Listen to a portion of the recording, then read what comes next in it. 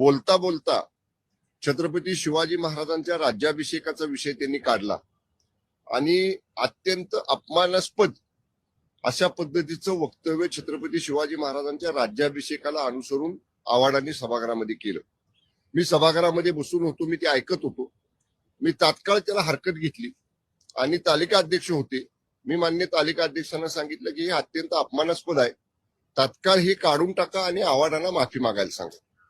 हे जेव्हा झालं तेव्हा बरेच सन्मान्य सदस्य बोलले, आमचे मान्य मंत्री महोदय बोलले.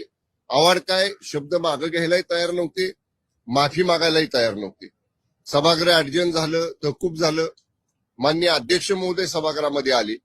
अध्यक्ष महोदयांनी 3 वेळा सभागृहामध्ये आव्हाडांना सांगितलं की तुम्ही तुमचे शब्द मागे घेऊन दिलगिरी व्यक्त करा.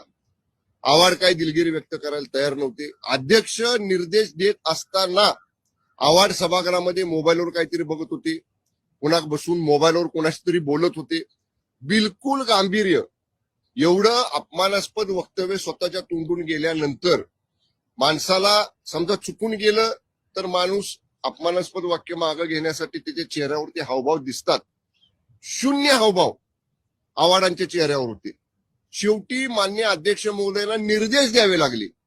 पहिली वेळ असेल सभागृहातली, मान्य अध्यक्ष महोदयांनी एखाद्या सन्मान्य सदस्याला निर्देश दिले की तुम्ही माफी मागा. आणि निर्देश दिल्यानंतर सुद्धा तुम्ही अजून रेकॉर्डिंग काढून बघा सभागृहामधलं. निर्देश दिल्यानंतर सुद्धा हातवारे करत काही हावभाव चेहऱ्यावर न दाखवता आव्हाडांनी मी दिलगिरी व्यक्त करतो म्हटले. पुन्हा मान्य अध्यक्ष महोदय म्हणले तुम्ही शब्द मागे घ्या आणि तुम्ही जर नाही मागे घेतले तर मला तुमच्यावरती कारवाई करावी लागेल. एवढी कडक भूमिका मान्य अध्यक्ष महोदयाने घेतल्यानंतर अध्यक्ष म्हणले मी माफ करा, आव्हाड म्हटले की मी माफी मागतो. म्हणजे एवढं अपमानास्पद वक्तव्य छत्रपती शिवाजी महाराजांच्या बद्दल करून सुद्धा त्यांच्यावर काही परिणाम नव्हता आव्हाडांवर.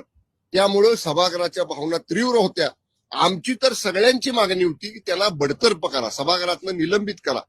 पण मान्य अध्यक्ष महोदयांनी त्यांना एक अखेरची समज दिली, शेवटची समज दिली आणि त्याच्यानंतर मग सभागृहाचं कामकाज सुरू झालं.